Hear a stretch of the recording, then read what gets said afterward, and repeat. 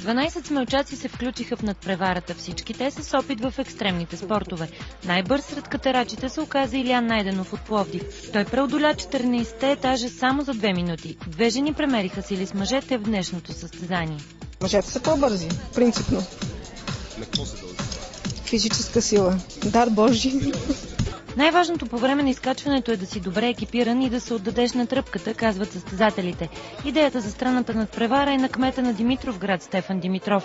Според него, за да бъде човек независим, трябва да е и смел. Всеки един човек може да дойде, да бъде обслужван на гишетата, но ако иска, може и да изкачи и да види какво има вътре в нея. По същото време в Бургас отбелязаха Европейския ден без автомобил. Там не се катериха по сгради, а предпочетаха да се разходят пеш или с велосипед. Дори децата избраха колелото пред компютъра. Калете колело, за да сте здрави. Всички колездачи бяха единодушни в едно. Имат желание, но нямат условия. В морския град все още няма нито една велоалея.